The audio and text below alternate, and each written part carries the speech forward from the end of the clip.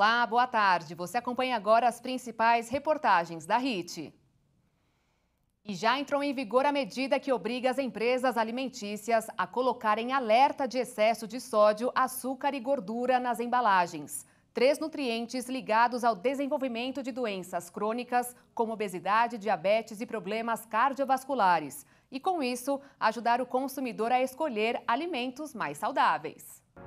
Que tipo de informações você avalia ao comprar um produto industrializado? Preço e data de validade. E avalie também o produto, para saber se é bom ou não. Vai pela marca. Vai pela marca. Mas agora outras informações deverão passar a ser notadas pelos consumidores. Pelo menos é o que prevê a nova medida que impõe a impressão de alertas sobre o excesso de sódio, açúcar e gorduras nas embalagens. Itens que podem estar associados ao desenvolvimento de doenças crônicas. São doenças que realmente acarretam muito, a gente vê muito infarto, diabetes, hipertensão, tudo isso proveniente da má alimentação e desses rótulos, né, que nós encontramos nos alimentos industrializados e que as pessoas, ao chegarem no mercado, não conseguem identificar. O seu Cláudio que o diga. A letrinha que me embaça mais ainda, porque ó, eu já sou zoiudo, né? Já para o Orlando, o problema vai além do tamanho das letras. Você entende tudo que está escrito ali? Não, imagine, não, é difícil. É para mudar tudo isso que os novos rótulos chegam agora, com imagens de lupas, contendo informações sobre o alto teor daquilo que não faz bem à saúde. Os alertas devem estar impressos na frente das embalagens, com fundo preto e letras brancas, para ficar bem legíveis. E a tabela nutricional também deverá ser mais completa. Então, esse rótulo, essa lupinha, essas letras maiores, né, que estão vindo aí, essa informação nutricional maior para o cliente lá no mercado vai ser muito importante, porque ele vai conseguir saber quantos % de sódio tem nesse produto, quantas gramas de açúcares tem, se é 70% do valor diário, se é 100% do valor diário, e isso vai ficar muito claro, até mesmo para o leigo. Opa, aqui já tá, aqui nesse produto já tem 200%, então eu não posso consumir mais que isso. Todas essas determinações fazem parte de um movimento mundial por mais transparência dos dados nutricionais dos alimentos industrializados. Uma discussão que, no Brasil, foi iniciada em 2018 por meio de uma consulta pública coordenada pela Agência Nacional de Vigilância Sanitária e que agora entra em vigor. E isso vai me fazer repensar sobre as escolhas dos alimentos, né? Essa é a intenção da mudança. No México, por exemplo, a obesidade caiu 15%, 5 anos após a implementação da alteração do rótulo, segundo uma estimativa publicada na revista científica PLOS Medicine. O estudo mostrou que houve 1.300.000 casos a menos no país e uma economia de quase 2 bilhões de dólares em gastos com a doença. A Sociedade de Cardiologia fez um alerta de que o país pode ter 400.000 mortes por problemas cardíacos só neste ano. As doenças cardiovasculares são as principais causas de óbito no mundo todo. Segundo a Sociedade de Cardiologia, uma pessoa morre no país a cada 90 segundos devido a problemas de saúde do coração. A doença mata mais que todos os tipos de câncer juntos. Muitas dessas mortes poderiam ser evitadas ou postergadas com a adoção de cuidados preventivos, eliminando os fatores de risco, como fazer uma dieta balanceada, rica em alimentos naturais, ou praticar atividades físicas regulares, além da realização correta dos tratamentos, que poderiam reverter quadros graves das doenças cardiorrespiratórias. Consultas regulares com o médico cardiologista também são indispensáveis para evitar uma morte precoce. E falando em cardiologia, a que é ligada ao esporte, é uma especialidade responsável pela avaliação de pessoas que desejam iniciar a prática da atividade esportiva. Então, vale a pena tirar dúvidas. Confira! A especialidade de cardiologia do esporte foi criada para oferecer a atletas profissionais ou amadores uma avaliação cardiológica diferenciada e direcionada para a prática de atividade física segura. Os profissionais envolvidos são treinados para respeitar a capacidade física inicial dos atletas e os objetivos a serem alcançados. O Dr. Wagner Pinto é cardiologista clínico e do esporte e trouxe mais informações sobre essa nova especialidade.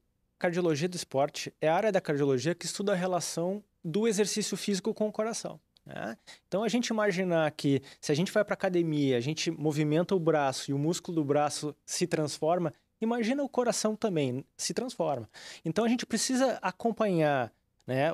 A cardiologia do esporte tem essa função de observar como é que está o status do teu coração e como que ele vai se modificar, que a gente chama, se adaptar ao exercício físico de uma maneira saudável, para que a gente possa trazer o benefício do exercício para a vida do paciente, cuidando eventuais alterações que possam ser perigosas para o paciente. O Dr. Wagner falou sobre a importância de realizar uma nova avaliação médica antes de iniciar na prática de uma atividade física. É sempre importante, né, Bruna? A gente chama isso de avaliação pré-participação. Então, muitas vezes, o exercício sempre é benéfico na vida dos pacientes, né? Sempre. A gente sempre defende que todo mundo faça exercício. Mas muitas vezes o paciente tem alguma doença incipiente, que ele não tenha sintoma ainda. Então, a avaliação pré-participação tem como por objetivo a gente trazer segurança para o paciente, que ele possa fazer o exercício que a gente incentiva sempre, que deva fazer, mas com toda a segurança possível. O Brasil já registrou mais de 700 mortes por meningite neste ano. Segundo o Ministério da Saúde, o maior problema é a falta de vacinação. Vamos conferir na reportagem da Maria Clara Leite o que é a doença e quais são as formas de prevenção. Só nas regiões da Vila Formosa e Aricanduva, na zona leste da capital paulista, 5 casos de meningite foram registrados. Um bebê de 2 meses e 4 adultos. Entre eles, a mulher de 42 anos, que foi a óbito nessa semana. A Secretaria Municipal da Saúde de São Paulo já avalia a situação como um surto. A imunologista Lúcia Wade explica por quê. Acima de 4 casos numa mesma localidade já é considerado surto, né? E o que a gente está observando aqui na região da Zona Leste de São Paulo, alguns casos já foram notificados, infelizmente óbitos também. Então já é uma situação considerada surto da doença. Meningite é uma inflamação das meninges, as membranas que envolvem o sistema nervoso central. Ela pode ocorrer de várias formas. Meningites, elas podem ser transmitidas por vírus, bactérias, parasitas e fungos. As que mais são prevalentes aqui no Brasil são as que são transmitidas por vírus e bactérias. Entre elas, a meningocócica do tipo C, o mais comum no Brasil. Mas para ele existe vacina, que é voltada principalmente para as crianças, mas também para os adolescentes e adultos, em especial os imunossuprimidos. A primeira dose desse imunizante costuma ser aplicada logo nos primeiros meses de vida do bebê. Isso porque essa vacina faz parte do Programa Nacional de Imunizações. Em caso de surto, os habitantes das regiões afetadas devem se vacinar para interromper a circulação da bactéria. Por isso, na capital paulista, a Secretaria Municipal da Saúde informou que a imunização nos 2 bairros atingidos está disponível para moradores com idades entre 3 meses e 64 anos. Até agora, de acordo com a pasta, cerca de 9.000 pessoas foram vacinadas. Pelo fato de ser uma doença altamente contagiosa, é importante que todos os contactantes da pessoa infectada tomem a vacina e também as pessoas que moram próximas ou nessa região onde está sendo evidenciado esse aumento de casos. Mesmo quem já tomou a vacina, doutora? Mesmo quem já tomou a vacina, porque a gente está falando de um surto. E a vacina ela deve ser administrada, porque às vezes a pessoa não sabe se recebeu a dose da vacina correta, se recebeu reforço ou não. Higienizar as mãos constantemente, usar máscaras e evitar aglomerações também é recomendável para evitar a transmissão da meningite causadora do surto em São Paulo. E é preciso se atentar também aos principais sintomas da doença, como dor de cabeça, rigidez do pescoço, mal-estar, náusea, vômito, sensibilidade à luz, febre, confusão mental e manchas vermelhas na pele. Segundo a imunologista, os quadros evoluem rapidamente, podem deixar sequelas e até levar à morte. Por isso a necessidade de quando a pessoa, a criança apresentar qualquer um desses sintomas, procurar um posto médico, um hospital mais próximo, para logo receber o antibiótico e receber tratamento adequado rapidamente, antes que a doença evolua e para a forma mais grave e deixe sequelas. A pandemia parece estar cada vez mais perto do fim. E uma pesquisa da Universidade de São Paulo, em parceria com cientistas alemães, descobriu compostos extraídos de plantas que podem inibir a transmissão do vírus da Covid. Quem traz mais detalhes é o repórter Dionísio Gonçalves. 3 componentes naturais são capazes de barrar a proteína PLPRO, uma das enzimas responsáveis pelo desenvolvimento do coronavírus. Essa é uma descoberta da Universidade de São Paulo com 2 institutos da Alemanha. A pesquisa foi publicada na revista Communications Biology. Ela aponta a inibição de 50% a 70% da enzima. Todos os compostos são extraídos de plantas. Os testes foram realizados em células Vero, que fazem parte do rim do macaco. Elas foram comparadas com outras que não receberam os componentes. O líder que comanda os estudos no Brasil é o professor Carsten Wrenger. Nós conversamos com a doutora Edmárcia Elisa de Souza, que participa com ele da pesquisa e nos traz mais detalhes sobre o andamento dela. Nossos colaboradores na Alemanha verificaram, dentre 500 compostos, que 6 compostos eram mais promissores para se ligar à proteína PLPRO e, consequentemente, inibir o vírus. O nosso trabalho no Brasil foi buscar estas moléculas e investigá-la quanto à inibição da replicação viral in vitro aqui no Brasil. O próximo passo é realizar os testes em animais para comprovar o estudo. E, por fim, vai ser possível fazer isso com humanos. Esse é mais um passo importante da ciência para o tratamento e prevenção da doença.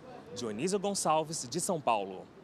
Você sabia que se uma única pessoa doar seus órgãos, pode salvar ou melhorar a qualidade de vida de várias outras? Mas para falar sobre isso, nada melhor do que ouvir alguém que recebeu uma doação e ainda é atuante na causa. Olha só. Quando se fala em doação de órgãos, falamos em um ato de consciência e amor ao próximo. Milhares de vidas são salvas por meio deste gesto. No Brasil, ainda existem pessoas que esperam por um transplante e morrem na lista de espera. O transplante de órgãos pode ser feito por doadores vivos ou mortos. Ele é um procedimento cirúrgico em que o órgão ou tecido doente é substituído por um saudável. O João Campelo é um transplantado bilateral de pulmão e ressaltou a importância de falar sobre este tema. A importância de tu ver ressurgir em outra pessoa sonhos, aqueles sonhos que foram interrompidos pela doença, e tu vê o renascimento de outras pessoas. É o momento mais difícil da vida de quem autoriza, mas é um momento de pura alegria para quem recebe. E além da alegria, o respeito que cada transplantado tem com aquele órgão, o cuidado. Hoje, quando falam, ele é meu. Não nasci com ele, eu recebi esse presente. E eu respeito a cada vez mais, a cada dia, esse ato. Ele explicou também como se tornar um doador de órgãos em vida. O doador entre vivos seriam familiares em até 3º grau, que autoriza a doação de órgãos, e aí pode ser doado rim, parte do fígado, parte do pulmão. E doador de medula óssea também, né? A doação de órgãos é um ato de amor e proporciona a uma pessoa que está doente uma nova chance de viver. João Campelo destacou a importância desse ato. Quando a gente pensa em uma pessoa em lista, a gente acaba pensando somente uma pessoa, né? Mas, na verdade, ali é uma família que sofre, que tem tudo parado. E quando a gente recebe o sim, todos aqueles sonhos retomam. A vida volta a seguir, volta a te sorrir. Então, eu vejo como uma importância social também. Porque o governo substitui uma troca permanente com diversas medicações paliativas por algo que tu bem cuidado, bem coisa, tirando algumas intercorrências que pode acontecer, os gastos são bem menores. Ele explicou também quantas pessoas podem ser beneficiadas por um doador de órgãos. Existem alguns estudos que dizem 50, eu acredito que possa ser, mas eu trabalho com algo menor, que é o slogan da Santa Casa de Porto Alegre, que é um salva 8. Então, a cada doador pode salvar até 8 pessoas.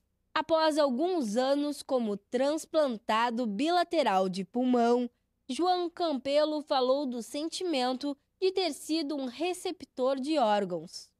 Gratidão. Todos os dias, quando eu acordo, é incrível, assim, a minha primeira oração. Antes, quando eu agradeço a saúde, em seguida vem o pedido que a família que autorizou a minha doação, eles estejam bem. Agora uma ideia que une o útil ao agradável e rentável. Banners e lonas que iriam para o lixo estão sendo transformados em acessórios, diminuindo os impactos ao meio ambiente e ainda gerando renda para costureiras de uma incubadora de Campo Grande, capital de Mato Grosso do Sul. Nas mãos das costureiras do Império da Costura, um banner se transforma em inúmeros saquinhos de lixo para carro e sacolas de vários modelos e infinitas utilidades. Para ser usado em supermercado, em compra, né? Porque hoje a gente vai no supermercado, já não tem mais sacolas para a gente carregar os produtos comprados.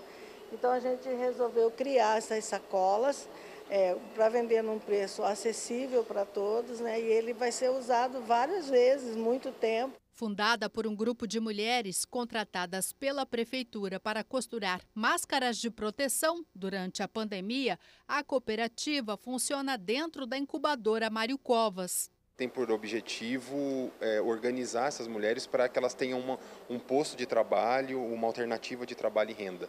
Então a ideia aí é que a gente possa garantir que elas costurem desde sacolas recicláveis até uniformes e todos os materiais aí que envolvam a costura. Além de sacolas de lona e até de saco de ração, as costureiras também confeccionam mochilas, camisetas e uniformes sob encomenda. Se as pessoas não puderem vir até nós, eles entram em contato, a gente vai lá, leva o nosso material para mostrar aquilo que a gente tem feito aqui. Este banner aqui as costureiras encontraram no lixo. Elas lavaram, está aqui secando para ser reaproveitado. O ideal é que este material fosse entregue aqui na cooperativa antes de ser descartado. Quer saber mais sobre o trabalho? É só seguir Império da Costura nas redes sociais. Quem ajuda a cooperativa estará ajudando 22 mães de família. E não é só, o planeta também agradece. São materiais que a gente aqui reutiliza, traz benefício para nós e para a natureza, né? A gente pega, por exemplo, dos correios, uniformes e sacolas e malotes que não são mais aproveitados, banners, e a gente elas transformam esses materiais que iriam para o lixo, iriam para o aterro, iriam contaminar o lençol freático em novos produtos. Isso, né, a gente evita de tirar novos recursos naturais da natureza e estamos gerando trabalho e renda para mulheres que precisam muito. E depois do intervalo você vai ver, um estudo japonês revelou uma estratégia para acalmar e fazer com que o bebê durma. Em instantes. Até já!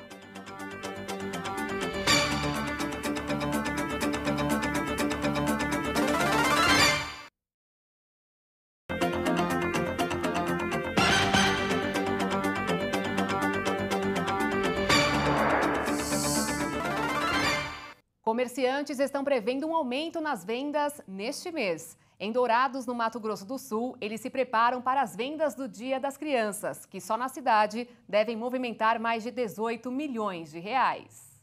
Comerciantes de Dourados já se preparam para as vendas do Dia das Crianças, que devem movimentar a economia da cidade com os presentes e as comemorações. A data traz expectativas positivas para os comerciantes que investiram mais este ano, após o período da pandemia. Andressa sabe que é necessário atrair o consumidor adulto e também o infantil. Esse ano a gente trouxe mais do que a confecção, né, para os nossos clientes, porque a gente trabalha muito com confecção infantil, mas a gente trouxe mais, a gente trouxe alguns brinquedos, alguns acessórios e também a gente vai ter descontos e alguns brindes para os clientes no Dia das Crianças. A SED, Associação Comercial e Empresarial de Dourados, acredita que os números para vendas desse ano animem o empresariado douradense e se baseia nos números da FEComércio. Segundo a Federação do Comércio Varejista do Estado de Mato Grosso do Sul, as pesquisas que eles fizeram, dentro da região Dourados, de 18 a 19 milhões. Ainda conforme o levantamento realizado, o volume esperado para a compra de presentes é de mais de 13 milhões de reais, com média de gasto de R$ 175,65 por consumidor. Já para a celebração do dia, a expectativa é atingir mais de R$ 5.600.000. Na preferência, os brinquedos prevalecem no topo das escolhas daqueles que vão em busca de presentes e foram apontados por 61,6% dos compradores em Mato Grosso do Sul, seguidos de roupas com 35,8% e calçados com 14,4%. Há 11,4% que ainda não sabem o que vão comprar, conforme o levantamento realizado. Os comerciantes poderão expor os seus produtos nas calçadas em frente aos estabelecimentos. A medida foi aprovada pela Secretaria Municipal de Serviços Urbanos, mas o comerciante deve ficar atento porque deverá seguir algumas regras. Entre elas, deixar livre para o trânsito público uma faixa de passeio não inferior a 2 metros, respeitando área suficiente para a passagem de cadeirantes e usuários do piso tátil. Para o comércio, uma boa maneira de chamar a atenção dos consumidores. Nós entendemos que o material, a mercadoria ficando exposto, tem um visual. A pessoa pode passar a pé, pode passar de carro, o visual fica muito mais fácil. O período para que sejam utilizadas as calçadas para a exposição dos produtos já está em vigor e vai até o dia 15 de outubro. E como o exame do Enem está chegando, o momento é para que os alunos revisem seus estudos. Medida que poderá fazer toda a diferença para quem sonha com um lugar na faculdade. O Exame Nacional do Ensino Médio, Enem, está chegando. Nesta época, as dúvidas e medos ficam mais aparentes. Nós conversamos com o professor de Biologia, Edilson Soares da Silveira, que dá orientações de estudo nessa reta final. É importante que cada aluno ele possa fazer aí uma retrospectiva de conteúdos que geralmente mais caem nos vestibulares, né? Principalmente na área que cada aluno está decidido a fazer a sua prova, né? Se for, por exemplo, medicina, dá um foco legal na parte de ciência da natureza. Se for na parte de direito, dá um foco legal na parte de humanas, né? Temas como atualidade e, é claro, sempre em evidência a redação em qualquer dos cursos que cada aluno tiver interessado em fazer. A redação ela é praticamente 1/5 da prova, né, do Enem e de outros vestibulares também. O exame que abre portas a universidades públicas e também a programas de incentivo à educação do governo será realizado nos dias 13 e 20 de novembro. Mas será que há menos de 2 meses da sua realização ainda dá tempo de começar a estudar? Nunca é tarde, dá tempo. É claro que você vai ter que ter uma pegada muito maior em relação a isso, né?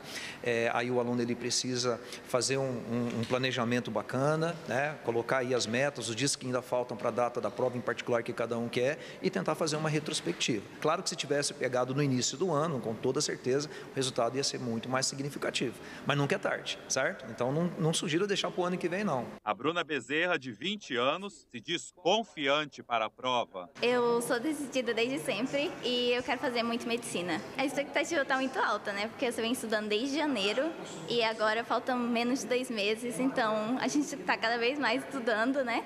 A Giovana Rolon tem 19 anos. Seu sonho é cursar medicina veterinária. Para tentar reduzir a ansiedade, ela começou a fazer meditação. Eu estou com um pensamento positivo, que esse ano vai dar certo e que ano que vem quero cursar o curso dos meus sonhos, que é medicina veterinária. E o ano passado eu terminei meu ensino médio e estudei em escola pública. E como teve a questão da pandemia, eu estudei em casa e não deu muito certo, mesmo que eu tinha acesso na internet. E eu pesquisava, só que não tinha orientação, sabe? Aí esse ano saiu o resultado, por quase eu não entrei. A ansiedade, agora nessa reta final, tipo, bate forte. Só que nesses últimos dias, né, eu tô começando a fazer tipo meditação, que tá me ajudando muito, né?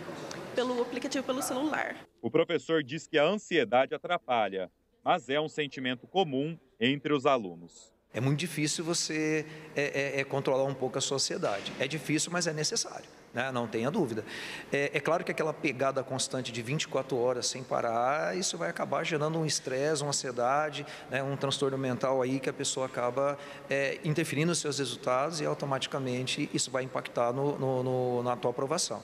Então, sim, você precisa dar um tempo para a tua cabeça. Tá? Então, todo aluno aí que está se preparando, ele precisa ter um tempo para relaxar, um tempo para dar uma saída com a família, né? Assistir um cinema, fazer uma academia, não sei. Mas, de qualquer forma, ele precisa sair um pouco desse foco, ter um tempo para si, né? Para que possa ter uma saúde mental bacana. Isso vai interferir no resultado de cada um.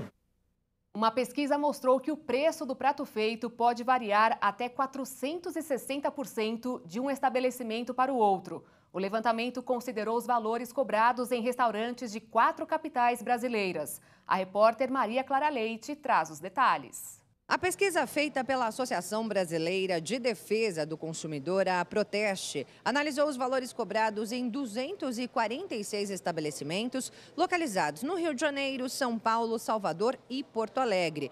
E aí mostrou essa grande diferença de preços do PF, feito com arroz, feijão, uma proteína e a salada. Todos esses dados foram coletados nas 4 capitais entre o dia 1º e o dia 11 de setembro. E aí a maior diferença encontrada foi em Salvador, onde o PF pode custar entre R$10 e R$56, que dá aí uma variação de 460%. Depois vem o Rio de Janeiro, com diferença de 380%, custando entre R$10 e R$48. E em Porto Alegre, o prato mais caro também custa R$48, só que o mais barato custa R$15, e aí a variação é de 220%. E foi aqui em São Paulo que o levantamento encontrou a menor diferença de valores, porque as refeições variam entre R$13 e R$29,99, o que representa aí uma variação de 131%. E aí a média de valores coletados em cada capital fica mais ou menos assim. Em Salvador, quase R$25. Em Porto Alegre, R$24. No Rio de Janeiro, R$23. E aqui em São Paulo, pouco mais de R$18, o que está difícil de pagar também, né? Portanto, a Proteste dá algumas dicas para economizar. Além daquela pesquisa básica de valores entre um restaurante e outro, vale a pena também buscar os restaurantes conveniados com a empresa onde a pessoa trabalha, que normalmente oferecem descontos. Ou então aqueles estabelecimentos que oferecem aquele cartão fidelidade. Quando a pessoa preenche esse cartão, normalmente com 10 refeições, a 11ª sai de forma gratuita. Portanto, ficam aí as dicas da Proteste. Na semana passada foi comemorada uma data muito importante, o Dia Mundial dos Animais. Essencial para enfatizar ainda mais a defesa dos bichinhos, já que funciona como um alerta para a necessidade de preservação de todas as espécies e também do meio ambiente. Cuidar, amar, zelar. Os animais têm tantos direitos quanto os humanos para proteger a sua vida. Através de ONGs, entidades de classe, universidades e municípios, existem programas que ajudam a cuidar principalmente dos animais de rua. E no Dia Mundial dos Animais, esses valores ficam ainda mais evidenciados em ações de conscientização realizadas, principalmente sobre a adoção consciente. Nós temos o programa Amicão, que é um programa de guarda responsável, onde nós levamos nas escolas, em eventos como esse que está acontecendo hoje em Criciúma, as informações acerca da guarda responsável de animais de estimação. Questão do tutor responsável em relação à alimentação, aos cuidados, a longevidade hoje dos animais, né? Que os animais não são brinquedo, que não são descartáveis, que não são para ser presenteados. Os cuidados também no que se diz respeito à castração, importante para evitar o número, né, de animais cada vez maior, inclusive do abandono, que é uma questão de maus tratos. Então, todas essas informações nós levamos, né, a escolas. Segundo os dados da Organização Mundial da Saúde, 30 milhões de animais estão em situação de rua somente no Brasil. Desses, 15 mil são cães e gatos. Uma situação que poderia ser resolvida através da adoção consciente. Fernanda soube do movimento e foi procurar adotar um gatinho, mas não resistiu ao charme da pequena cachorrinha Liz, que foi a contemplada e acabou ganhando um novo lar. Vem dos movimentos, né, de tirar eles da rua, de castrar, cuidar, sabe, nesse sentido. E tipo assim, quando ela falou que era vira-lata, eu vi que algumas pessoas estavam saindo, mas tipo, olha essa carinha, não tem como. Maltratar animais é crime, conforme a Lei de Crimes Ambientais 9.605. Se você presenciar uma situação que coloque um animal em risco, denuncie, ligando para a Polícia Militar no 190. Se as vítimas forem animais silvestres e espécies exóticas, o IBAMA, através do 0800 061 8080, deve ser o acionado. Quem tem um recém-nascido em casa sabe que o choro é a única forma que ele tem de manifestar tudo o que está sentindo e precisa de paciência para identificar cada tipo. E para fazer dormir, também precisa ter um jogo de cintura por um bom tempo. Mas lá no Japão, pesquisadores disseram ter descoberto a fórmula ideal. Após testarem diferentes técnicas e medirem efeitos sobre o sono, o estudo revelou uma estratégia para acalmar e também fazer com que ele durma. A pesquisa foi publicada recentemente na revista científica Current Biology e contou com a participação de 21 mães e seus bebês menores de 7 meses. Período considerado o mais desafiador. Durante a pesquisa, que foi gravada, foram realizadas 4 tarefas: segurar e andar, segurar e sentar, colocar na cama e colocar em um carrinho de bebê. Após cada uma, foram registrados o estado do bebê e o eletrocardiograma, que mede a frequência cardíaca. Foi identificado que os bebês paravam de chorar quando eram segurados e andavam ou se moviam para frente e para trás em um carrinho, mas não paravam quando eram mantidos na posição sentada. Além disso, foi possível perceber que se estivessem no colo por 5 minutos, todos os bebês pararam de chorar e metade adormeceu. Deste modo, foi concluído que o transporte teve eficácia em acalmá-los, exceto aqueles que não estavam chorando desde o início. Isso porque, além de ser ancestral, caminhar com a criança tem relação com o estímulo do movimento. Do lado do ouvido, tem a região que controla o equilíbrio e nos ajuda a perceber a posição do nosso corpo no espaço. Agora, se o bebê entrou no modo soneca, já pode levar para a cama? Na pesquisa, os bebês que foram colocados no berço depois de 3 e 5 minutos que começaram a dormir, acordaram. Episódios que sugeriram que esperar de 5 a 8 minutos e sentado com o bebê no colo, depois dele entrar no modo soneca, torna mais difícil acordar. E detalhe, não houve diferença na velocidade nem na maneira que as mães colocaram os seus filhos na cama. Ou seja, usar a estratégia 5 minutos carregando e mais 5 a 8 minutos sentado foi a melhor para atender ao choro e às dificuldades de sono de bebês com até 7 meses. Mas a dica não é para que eles permaneçam a noite toda dormindo, por exemplo, mas para fazer com que eles durmam. E essa edição termina aqui. Você acompanha outras informações durante a nossa programação. Se quiser rever as nossas reportagens, é só acessar o canal Hit Notícias lá no YouTube. Um excelente domingo para você e obrigada pela companhia. Tchau!